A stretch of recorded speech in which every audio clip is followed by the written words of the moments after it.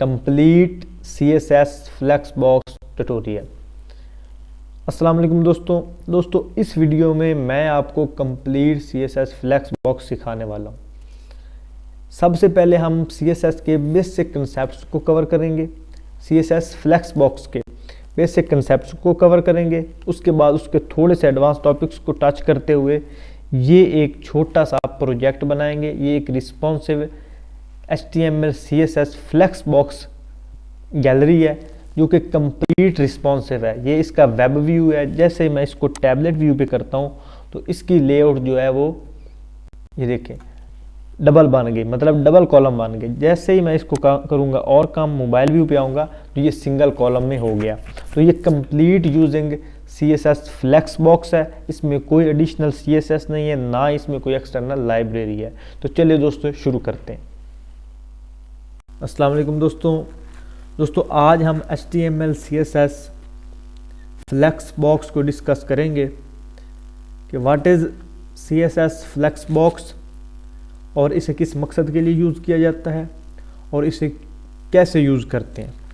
सबसे पहले मैंने एक डिव ली, उसको मैंने क्लास दे दी बॉडी, और इसके अंदर ये मैंने थोड़ा सा कंटेंट लिया। इसमें जो मेन पेरेंट डिव है उसको मैंने क्लास दी फ्लेक्स कंटेनर, और इसके अंदर ये मैंने 4 और डिव्स ली छोटी छोटी। एक को मैंने दिया फ्लेक्स आइटम्स, इन सब को एक सेम क्लास लगाई फ्लेक्स आइटम्स, और इनको थोड़ी सी मुख्तलिफ क्लासें भी लगाई, यानी 1 2 3 यहाँ पे 3 और 4। तो इस तरह से इनको अरेंज कर लिया। और अब आया CSS में जो फ्लेक्स कंटेनर है वो है ये हमारा ब्लू वाला, जिसको मैंने ये कलर दिया है। और फ्लेक्स आइटम जो है, जो इसके अंदर ये आइटम्स लगी हुई हैं 1 2 3 4, तो ये हैं।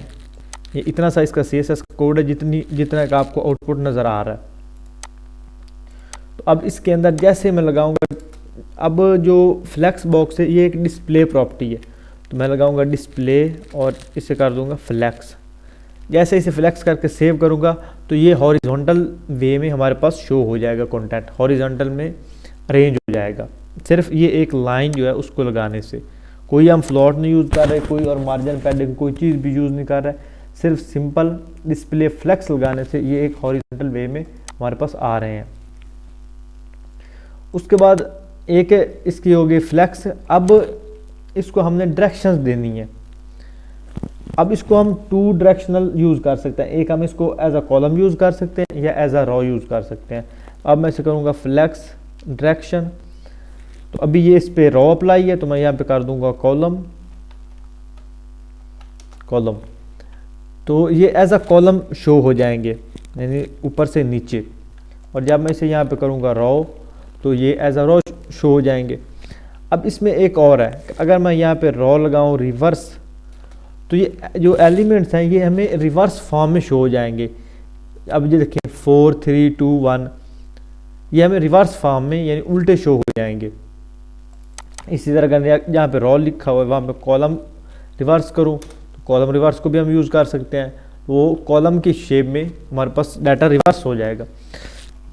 रिवर्स मीन ये जो लास्ट वाला है ये फर्स्ट पे आ जाएगा, फर्स्ट वाला लास्ट पे चला जाएगा, और इसी तरह बाकी जो दूसरे हैं वो डिज़ाइन हो जाएंगे। ये होगी फ्लेक्स बॉक्स की जो डायरेक्शन है वो हो गई। उसके बाद हमारे पास आ जाता है फ्लेक्स रैप। अब फ्लेक्स रैप क्या है, सबसे पहले तो उसको समझने के लिए मैं यहाँ पे कॉलम ख़त्म करता हूँ, ये पूरी लाइन ख़त्म करता हूँ ताकि हमारे पास डिस्प्ले आता रहे जी। अब अगर इसके अंदर मैं और डिव लूँ, मिसाल के तौर पर ये अभी तो 4 है ना, अगर मैं इसे ज़्यादा करता जाऊँ, ये मैंने बहुत ज़्यादा कर दी और इसे सेव किया, थोड़ा सा लोडिंग में टाइम लेगा क्योंकि लाइव सर्वर कम कर रहा है इसका। अब ये देखो, जब मैंने इसको सेव किया तो ये किस तरह से हमारे पास कंटेंट, ये हॉरिजॉन्टल वे में कंटेंट शो हो रहा है, और जितनी मैंने इसमें डिव्स ऐड की हैं ना वो सारी एक हॉरिजॉन्टल वे में शो हो रही हैं। क्यों? क्योंकि मैंने इसका जो डिस्प्ले है वो फ्लैक्स, और अभी मैंने इसका ना कोई रैप नहीं दिया, यानी एक एज रॉ शो हो रहे हैं। इससे मैं कंट्रोल करने के लिए फ्लैक्स रैप लिखूँगा, फ्लैक्स रैप। तो अगर मैं लिखूँगा रैप तो ये हमें as a table content show हो जाएगा। जहाँ पे इसकी 100% विड्थ ख़त्म होगी उसके बाद ये नई रॉ जो है वो स्टार्ट कर लेगा, उसके बाद नई रो, इस तरह से ये न्यू रोज लेता जाएगा अकॉर्डिंग टू डिवाइस विड्थ। और जैसे अगर मैं इस जो कंटेनर है इस बॉडी इसकी विड्थ जो है इंक्रीज करूँ तो ये देखें इसकी जो लाइंस है वो भी कम हो रही हैं। तो ये डायरेक्टली डिपेंडेंट है विड्थ पर। अगर मैं इसका जो है फ्लेक्स रैप जो है रैप लिखूँ, अगर रैप नहीं करना, अगर मैं नो रैप लिखूँगा तो ये हॉरिजॉन्टल वे में अप टू शो हो जाएंगे जहाँ तक ये डिव्स लगी हुई हैं, और ये बिल्कुल केयर नहीं करेंगे कि नीचे से ये स्क्रॉल बांध रहा है। जब आप वेबसाइट डिज़ाइन करते हैं रिस्पॉन्सिव डिज़ाइन, उसमें ये नीचे वाला स्क्रॉल नहीं बनना चाहिए, साइड वाला तो बनना है लेकिन ये नीचे वाला जो है स्क्रॉल नहीं बनना चाहिए। तो ये हमारा हो गया। अब ये रैप और नो रैप इसकी भी ऑलमोस्ट आपको समझ आ गई। उसके बाद हमारे पास है जो CSS की फ्लेक्स बॉक्स की एक और प्रॉपर्टी है, वो एक फ्लेक्स फ्लो। फ्लेक्स फ्लो जो है वो सिंपल फ्लेक्स रैप की तरह से है, फ्लेक्स फ्लो। तो इसमें हम इसे रॉ कर सकते हैं कि ये रॉ में भी शो हो और हमारे पास ये रैप भी हो। इसमें हम दो इसकी प्रॉपर्टीज जो है वो डिसाइड कर सकते हैं, फ्लेक्स बॉक्स की जो फ्लेक्स डायरेक्शन है और फ्लेक्स रैप, इन दोनों को हम इकट्ठा यूज कर सकते हैं फ्लेक्स फ्लो की प्रॉपर्टी के जरिए। उसके बाद हमारे पास आ जाता है कंटेंट। इसे मैं अब यहाँ से ख़त्म करता हूँ और ये जो इसकी मैं इतनी ज़्यादा डिव की थी HTML पेज में वो सारी काम करता हूँ और यहाँ पे सिर्फ मैं 3 ले लेता हूँ। इसे मैं 3 को लेकर सेव किया और ये 3 मेरे पास आ गई। अब इसके ऊपर मैं अप्लाई करूँगा कंटेंट। इस सबसे पहले इसका है जस्टिफाई कंटेंट, जस्टिफाई कंटेंट। अगर मैं इसे करूँगा सेंटर तो ये जो है बिल्कुल सेंटर में आ जाएगा। अगर मैं इसे करूँगा फ्लेक्स स्टार्ट तो ये जहाँ से फ्लेक्स स्टार्ट हो रहा है, जहाँ से ये कंटेनर स्टार्ट हो रहा है वहाँ से शुरू हो जाएगा। ये थोड़ी सी स्पेस इसलिए बना रहा है क्योंकि मैंने यहाँ पे इसे पैडिंग दी हुई है। और अगर मैं करूँगा फ्लेक्स एंड तो ये बिल्कुल इसके एंड पे चला जाएगा। तो इसके अलावा जो है इसमें हम कर सकते हैं स्पेस अराउंड कर सकते हैं, इनके गिर्द स्पेस हो, स्पेस अराउंड तो इनके इर्द गिर्द जो है स्पेस होगी। लेकिन अगर मैं कहूँ कि स्पेस बिटवीन तो इनके बीच में होगी, स्पेस अराउंड में इनके इर्द गिर्द स्पेस होगी, और जब मैं स्पेस बिटवीन लिखूंगा तो इनके दरमियान एक स्पेस बन जाएगी, एक इक्वल स्पेस बन जाएंगी। और ये जहाँ से कॉलम स्टार्ट हो रहा है फर्स्ट और जो लास्ट है वो वहाँ पे होगा। अगर मैं यहाँ पे इसकी पैडिंग जो है यहाँ से कट करता हूँ तो ये देखिए बिल्कुल स्टार्ट में ये शो हो रहे हैं। तो ये अभी जो बिल्कुल थोड़ी सी अब स्पेस कंटेन कर रहा है ना, वो मैंने इसको मार्जिन दिया हुआ है। अगर इसका मैं मार्जिन भी ख़त्म करूँगा तो बिल्कुल जहाँ से फ्लेक्स बॉक्स स्टार्ट हो रहा है, जहाँ से फ्लेक्स कंटेनर स्टार्ट हो रहा है वहाँ से ये अपनी जगह स्टार्ट करेंगे। अब मैं इसे फिर दोबारा से सेम कर देता हूँ। अब हमारे पास स्पेस बिटवीन भी हो गया और स्पेस अराउंड भी हो गया। उसके बाद हमारे पास जो फ्लेक्स बॉक्स में एक और एट्रीब्यूट आता है वो होता है अलाइन आइटम्स का। तो अलाइन आइटम्स के लिए मैं इस लाइन को ख़त्म करूँगा और इसको मैं एक स्पेसिफिक विड्थ दे दूँगा, हाइट दे दूँगा, 500 पिक्सल दे देता हूँ इसे। अब अगर यहाँ पे करूँ अलाइन आइटम्स, यहाँ पे अगर करूँ मैं सेंटर तो ये जितनी जो इसकी पेरेंट डिव है उसकी जितनी हाइट होगी उसके बिल्कुल सेंटर में आ जाएगा। और अगर इसका जो अलाइन आइटम्स है वो मैं फ्लेक्स स्टार्ट कर दूं तो ये उसके जो स्टार्ट है वहाँ से आ जाएगा जहाँ से ये कंटेनर स्टार्ट हो रहा है। अगर इसका मैं अलाइन आइटम जो है अलाइन आइटम जो फ्लेक्स एंड कर दूं तो ये इसके एंड पे शो होगा। और इसके अलावा जो है इसमें आप नो रैप और इसमें जो है आप स्ट्रेच यूज़ कर सकते हैं। अगर यहाँ पे मैं लगाऊँ स्ट्रेच तो ये एज अ स्ट्रेच शो होंगे, वो जो कि इसका थोड़ा सा यानी बाय डिफ़ॉल्ट वैल्यू होती है उस तरह से लगा लो। अब इसमें एक और है वो है बेस लाइन। अगर हम इसकी बेस लाइन शो करें, अब बेस लाइन को आपने अच्छी तरह से अंडरस्टैंड करना है कि what is base line. Base line का मतलब है कि एलिमेंट्स जो हैं वो चाहे जितने बड़े हों या छोटे हों उनका जो टेक्स्ट है वो एक दूसरे की बिल्कुल इक्वल आना चाहिए, ये 1 2 3। अब इसको समझने के लिए ये जो 1 है इसे मैं कर देता हूँ H1 की हेडिंग में H1 और इसमें मैं लगा देता हूँ 1। और जो दूसरा हमारा है कंटेनर उसमें मैं H4 की लगा देता हूँ और उसके मैं लगा देता हूँ 2। और जो लास्ट वाला है इसके अंदर मैं स्मॉल का टैग लगा देता हूँ कि हमारे पास बिल्कुल स्मॉल हो, और यहाँ पे लगा देता हूँ 3। अब इसे मैं अगर सेव करूँगा, अगर मैंने इसे सेव किया तो ये देखो हालांकि जो डिव के एलिमेंट्स हैं वो एक दूसरे के ऊपर नीचे जा रहे हैं, इसकी जो डिव है वो ऊपर जा रही है, लेकिन ये इनकी जो बेस लाइन है ना, ये 3, 2 और 1, ये इनकी जो बेस लाइन है, इनका जो एंड है वो बिल्कुल एक दूसरे के इक्वल है। ये हमारा जो CSS की प्रॉपर्टी होती है अलाइन आइटम्स बेस लाइन, इसके ज़रिए जो उसका कंटेंट होता है, जो टेक्स्ट होता है, उसकी बेस लाइन मतलब उसका जो बॉटम है वो बिल्कुल सेंटर के साथ हो जाता है। उसके बाद हमारे पास जो है, अगर हम इसको ख़त्म करें या लगा भी रहने दे कोई मसला नहीं, और इसके जो लाइन आइटम्स है जहाँ पे बेस लाइन लिखा हुआ है, अगर वहाँ पे हम कर दें स्पेस राउंड, स्पेस बिटवीन हम अब इस करते हैं। अब स्पेस बिटवीन किया, अब ये हमारे पास कोई ख़ास इसका जो है फ़र्क शो नहीं हो रहा। अगर इसकी जो है मैं यहाँ पे डिव्स और इंक्रीज़ करूँ और इसे सेव करता हूँ, और यहाँ पे इसका जो है फ्लेक्स रैप जो है वो लगा देते हैं रैप। अब ये जो इसकी स्पेस बिटवीन है वो थोड़ी सी हमें शो हो रही है, इन सब के दरमियान एक थोड़ी सी स्पेस बन रही है, और इसे करते हैं।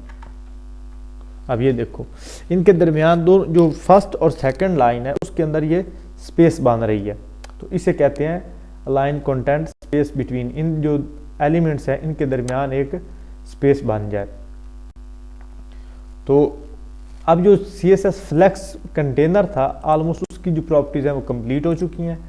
अब अगर हम एक और चीज़ इसमें मैं आपको बता दूं, अगर किसी एलिमेंट को, किसी डिव को बिल्कुल सेंटर में करना है, ऊपर नीचे से और जो है लेफ़्ट राइट सब से सेंटर में हो, तो उसके लिए अगर आप फ्लेक्स बॉक्स यूज़ कर रहे हैं तो फ्लेक्स कंटेनर इसके अंदर जो फर्स्ट एलिमेंट है इसी को हमने सेंटर में कर देना है।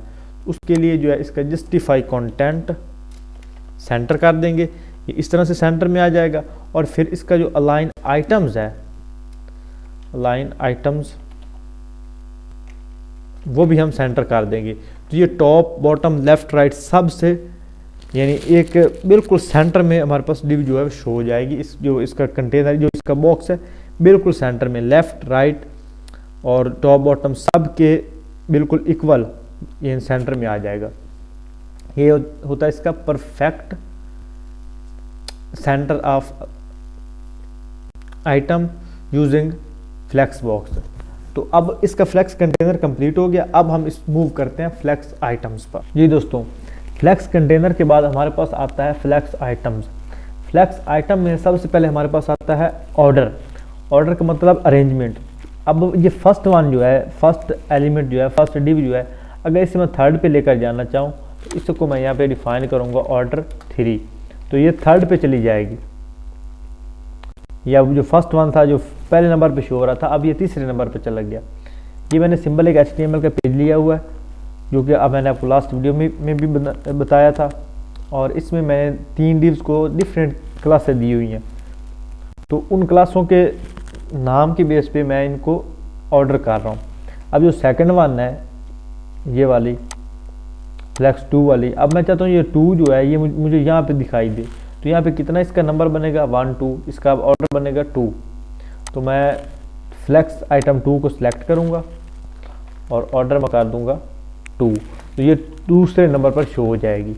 अब हमारे पास रह गया 3, तो 3 ऑटोमेटिकली फर्स्ट पे आ गया। अगर इसे यहाँ पे ऑर्डर करना चाहें तब भी ठीक है, अगर ना करना चाहें तब भी ठीक है। ये चाहे आपके पास सैकड़ों दसों एलिमेंट्स लगे हुए होंगे, तो आप इस तरह से ऑर्डर करके उनको उनकी अरेंजमेंट कर सकते हो। ये हमारे पास ऑर्डर हो गया। उसके बाद हमारे पास आता है फ्लेक्स ग्रो। फ्लेक्स ग्रो का मतलब है कि फ्लेक्स का बढ़ना। अब ये सिंगल एलिमेंट है, अगर मैं इसको बढ़ाना चाहूँ, अगर इसको मैं फ्लेक्स ग्रो इसे 1 कर दूँ, दूसरों को मैंने फ्लेक्स ग्रो नहीं दिया हुआ तो ये उनसे बड़ा नज़र आ रहा है। लेकिन जैसे ही मैं दूसरे को फ्लेक्स ग्रो 2 करूँगा तो जो सेकंड वन है वो बड़ा हो जाएगा और फर्स्ट वन जो है वो छोटा हो जाएगा। और इसी तरह जब मैं थर्ड में आऊँगा, अगर इसे मैं यहाँ पे फ्लेक्स ग्रो जो है इसका मैं कर दूँ 5, तो ये देखो अब ये जो थर्ड वन है उसको मैंने जितना ज़्यादा फ्लेक्स ग्रो दिया वो उतना ही बड़ा नज़र आ रहा है। अब अगर मैं स्क्रीन को बड़ा करूँ, विंडो को अगर मैं बड़ा करूँ, तो ये देखो जिस हिसाब से स्क्रीन की विड्थ बढ़ रही है उस हिसाब से ये फ्लेक्स बॉक्स की विड्थ जो है फ्लेक्स ग्रो वो भी बढ़ रहा है। हमारे पास फ्लेक्स ग्रो हो गया। अब उसके बाद हमारे पास आता है फ्लेक्स बेसिक। अब फ्लेक्स बेसिक में क्या है, अगर मैं इन सब को डिलीट कर दूं और यहाँ मैं फ्लेक्स बेसिक अप्लाई करूँगा, फ्लेक्स बेसिक में है हम अपनी तरफ से उसे एक विड्थ डिफाइन करते हैं। अगर मैं सेकंड वन को लूँ और 2 वाले को और यहाँ पे लिखूँ फ्लेक्स बेसिक्स और यहाँ पे इसे अपनी मर्जी की विड्थ डिफाइन कर दूँ, मैं कह दूँ कि 200 पिक्सल। इसे मैं सेव करूँगा तो ये 200 पिक्सल वाइड हो जाएगा। अगर मैं इसको यहाँ पे 300 करूँ तो ये 300 हो जाएगा, ये 200 से ज़्यादा हो जाएगा। ये होता है फ्लेक्स बेसिक कि हम अपनी मर्जी से किसी फ्लेक्स बॉक्स को, किसी फ्लेक्स की आइटम को हम अपनी मर्जी से विड्थ जो है वो डिफाइन करना चाहें, तो उसके लिए हम फ्लेक्स बेसिक्स इस्तेमाल करेंगे। उसके बाद हमारे पास आता है फ्लेक्स, कि हमारे पास सिंबल एक प्रॉपर्टी आती है फ्लेक्स। उसके लिए हम क्या करते हैं, फ्लेक्स और अपनी मर्जी से अगर हम इसे यहाँ पे डिफाइन करें फ्लेक्स को तो 0 और हम इसे 10 पिक्सल कर देते हैं। अब ये दूसरों से हमें छोटा नज़र आ रहा है। अब इसकी जो हाइट है वो हमें 10 पिक्सल मिल रही है, लेकिन उसकी विड्थ जो है वो ख़त्म है। अगर मैं इसे यहाँ पे कोई भी वैल्यू देता हूँ, 20 पिक्सल लगाता हूँ, तो ये दूसरों के बराबर आ गया। लेकिन अगर मुझे सिर्फ इसे थोड़ा सा स्मॉल करना है तो यहाँ पे 0 लगाऊंगा, तो ये फ्लेक्स जो है ये हमारे पास लग जाएगा। हमारे पास फ्लेक्स भी हो गया। और अब उसके बाद हमारे पास जो लास्ट वन आता है वो आता है अलाइन सेल्फ। अलाइन सेल्फ का मतलब है अपनी मर्जी से किसी एलिमेंट को यानी अलाइनमेंट करना उसकी। अगर ये वन है, इसे मैं कहूँ कि ये सेंटर पे चला जाए, तो यहाँ पे इसे मैं लिखूँगा अलाइन सेल्फ और यहाँ पे लिखूँगा सेंटर, तो ये सेंटर में आ जाएगा। और इसी तरह जो सेकंड वन है, अगर उसको मैं यहाँ पे लिखूँ अलाइन सेल्फ फ्लेक्स एंड, तो ये एंड पे चला जाएगा। तो इस तरह से हम, और ये जो है फ्लेक्स एंड और जिसको फ्लेक्स स्टार्ट ऑलरेडी वो स्टार्ट पे है, तो आप इसे स्टार्ट अप्लाई कर दो। तो इस तरह से आप तीनों जो प्रॉपर्टीज़ हैं वो इन पे भी अप्लाई कर सकते हो। तो ये हमारे फ्लेक्स कंटेनर और फ्लेक्स आइटम जो है दोनों चीज़ें कवर होगी। अब हम डिस्कस करते हैं फ्लेक्स रिस्पॉन्सिव। जी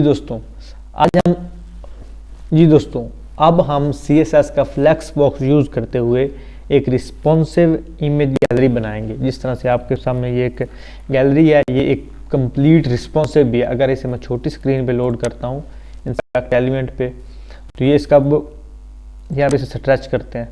अब ये जब आएगा टैबलेट व्यू पे, तो इसकी दो कॉलम्स बन जाएंगे, 2 लेआउट्स बन जाएंगे सामने।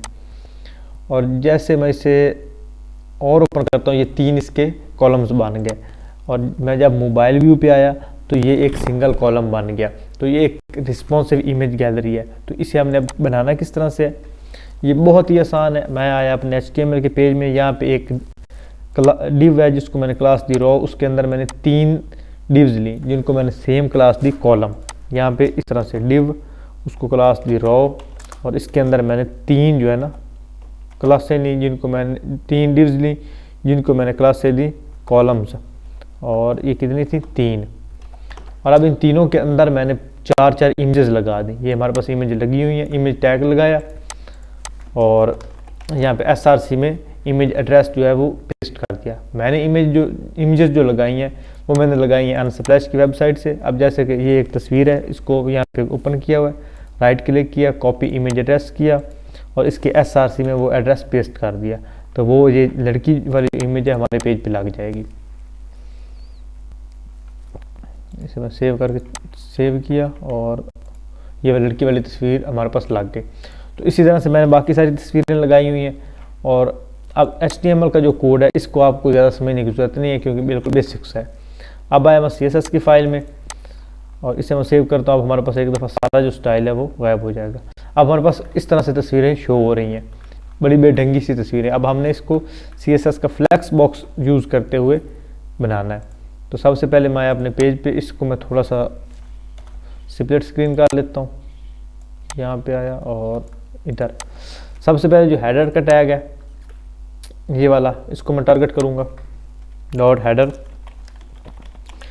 टेक्स्ट अलाइन डॉट हेडर और टेक्स्ट अलाइन सेंटर, पैडिंग इसकी 32 पिक्सल और फॉन्ट साइज 30 पिक्सल। और अब मैंने इसको टेक्स्ट शेडो थोड़ा सा लगाना है, यहाँ पे आया टेक्स्ट शेडो 2 पिक्सल और यहाँ पे कलर कोई भी आप लगा सकते हैं, मैं अभी रेड लगा रहा हूँ। इसे मैंने सेव किया, ये टेक्स्ट शेडो लग गया, टेक्स्ट शेडो लग गया और हमारी जो हेडिंग थी वो रेडी होगी।